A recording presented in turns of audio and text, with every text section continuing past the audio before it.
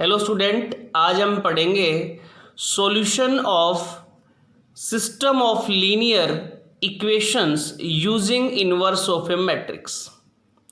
तो सपोज कोई linear system of equations है हमारे पास a1x plus b1y plus c1z is equal to d1।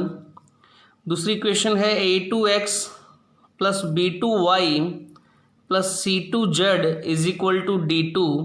और तीसरी इक्वेशन है a3x plus b3y plus c3z और इज इक्वल टू d3।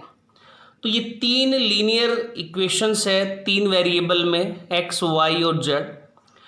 इसका सॉल्यूशन फाइंड आउट करना है using inverse of a matrix. तो मैं एक इनके कोफिशिएंट्स का मैट्रिक्स अज्यूम कर लेता हूं। let a be the coefficient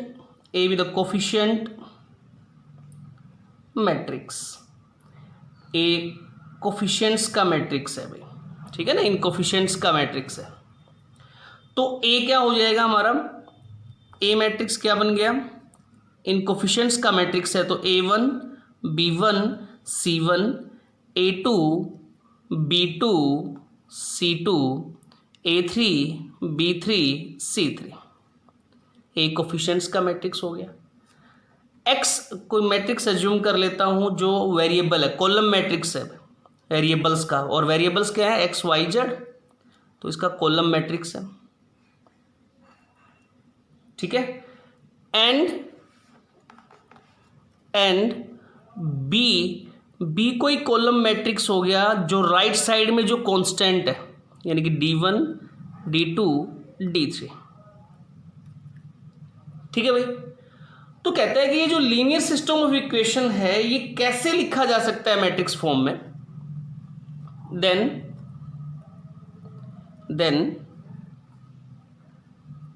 the system of equations, system of equation यानी given system of equations can B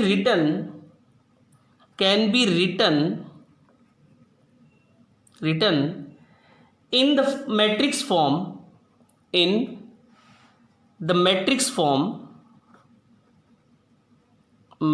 form as, तो कैसे लिखा जाएगा, ax is equal to b। तो ये जो लीनियर सिस्टम ऑफ इक्वेशन था हमारा, सिस्टम ऑफ लीनियर इक्वेशंस था, वो कैसे लिखा जाएगा मैट्रिक्स फॉर्म में, ax is equal to b। अब देखो, हमने गिवन सिस्टम ऑफ इक्वेशन को मैट्रिक्स फॉर्म में रिप्रेजेंट कर लिया, लेकिन हमें तो सॉल्यूशन फाइंड आउट करना है। गिवन सिस्टम ऑफ इक्वेशंस के सॉल्यूशन फाइंड आउट करना है, यानी कि x, y और z की वैल्यू फाइंड आउट करनी है। तो अब मैं क्या करूं, अब मैं इसको मल्टीप्लाई कर दूं, प्री मल्टीप्लाई कर दूं both side by a inverse. क्या करूं, प्री मल्टीप्लाइंग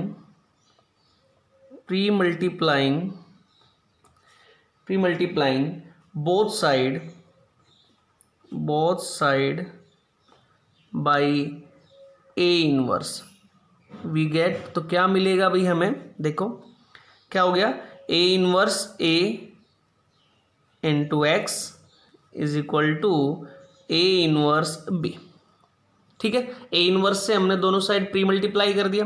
अब a इनवर्स इंटू a तो क्या हो जाएगा, आइडेंटिटी मैट्रिक्स, और i को x से करेंगे, यानी कि हमारे यहाँ क्या मिलेगा, x is equal to a inverse b। तो इससे हमें गिवन सिस्टम ऑफ इक्वेशंस के सॉल्यूशन मिलेंगे, ठीक है ना। तो अब a इनवर्स, अब हमें पता है कि भाई इनवर्स सभी मैट्रिक्स का तो एग्जिस्ट नहीं करता, तो किसका एग्जिस्ट करता है, जो मैट्रिक्स नॉन सिंगुलर हो, यानी कि जिसकी determinant value not equal to 0 हो, ठीक है ना। अब 10th क्लास में भी हमने पढ़ा था भाई कंसिस्टेंट एंड इनकंसिस्टेंट इक्वेशंस। तो क्या थी कंसिस्टेंट और इनकंसिस्टेंट इक्वेशंस, 10th क्लास में पढ़ चुके हैं हम। क्या था भाई कंसिस्टेंट इक्वेशंस, क्या थी, क्या बताया था, if the system of equation has solution, वो यूनिक सॉल्यूशन भी हो सकता है और इनफाइनाइटली मैनी सॉल्यूशन भी हो सकता है, लेकिन अगर सिस्टम ऑफ इक्वेशंस के सॉल्यूशन है देन कंसिस्टेंट, और if system of equation has no solution then it is said to be inconsistent. ठीक है ना। देखिए, अगर ax is equal to b, ये हमारा given system of linear equations है in matrix form, where a is a square matrix, where a is a square matrix। तो कहता है ये सिस्टम ऑफ इक्वेशन कब कंसिस्टेंट होगा और कब इनकंसिस्टेंट होगा, ये चेक करने के लिए हम डिटर्मिनेंट a फाइंड आउट करेंगे। ठीक है ना, क्या फाइंड आउट करेंगे? Determinant a। अब कहता है कि if determinant a is not equal to 0, अगर determinant a not equal to 0 है, then the system is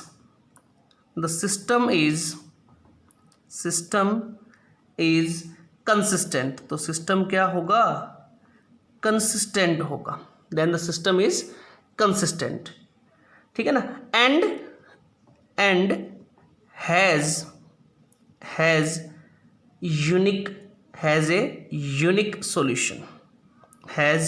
unique solution। और वो सॉल्यूशन कैसे फाइंड आउट करेंगे? Has a unique solution given by x is equal to a inverse b। और वो solution कैसे मिलेगा हमें? x is equal to a inverse b। Clear. दूसरी कंडीशन कहता है कि if determinant a is equal to 0, हम डिटर्मिनेंट फाइंड आउट करें और वो 0 के इक्वल आ जाए, देन द सिस्टम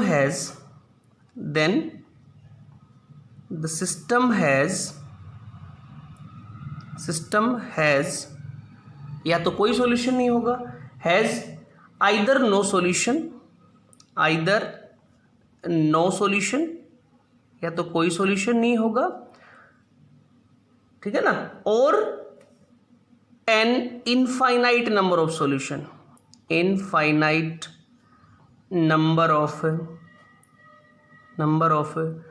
solution। कहता है या तो कोई सॉल्यूशन नहीं होगा या फिर इनफाइनाइट नंबर ऑफ सॉल्यूशन होंगे। ठीक है ना। अब कहता है कि कब, कैसे पता चलेगा, मतलब कब तो हम कहेंगे कि इसके कोई सॉल्यूशन नहीं है और कब कहेंगे कि इसके इनफाइनाइट नंबर ऑफ सॉल्यूशन है। तो कहता है कि ये फाइंड आउट करने के लिए हम adjoint a into B find out करेंगे। क्या फाइंड आउट करेंगे? Adjoint a into B. अब देखिए, अब क्या कहता है कि इफ हमने adjoint a into B find out किया और if adjoint a into B अगर नॉट इक्वल टू 0 आ गया, तो उस केस में then the system of equation is inconsistent. तो उस केस में सिस्टम ऑफ इक्वेशन है वो इनकंसिस्टेंट होगा। Then the system of equations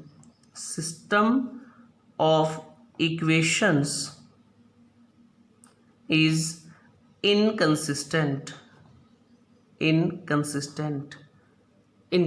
होगा। That is it has no solution, मतलब कोई सॉल्यूशन नहीं होगा। That is it has no solution, कोई सॉल्यूशन नहीं होगा। ठीक है भाई। दूसरी बात कहता है if adjoint a into B हमने फाइंड आउट किया और वो इक्वल टू 0 आ गया। Adjoint a into B find out किया और वो इक्वल टू 0 आ गया, तो क्या कहता है? Then the system of equation is consistent. Then the system of equations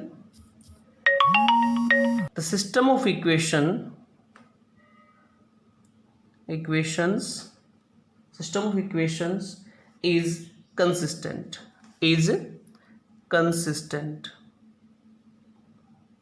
system of equation क्या होगा? कंसिस्टेंट होगा, and has infinitely many solution, has infinitely many solution. और कितने सॉल्यूशन होंगे? इनफाइनाइटली मैनी सॉल्यूशन होंगे। और वो सॉल्यूशन कैसे फाइंड आउट करेंगे, ये हम क्वेश्चंस में करेंगे, ठीक है ना।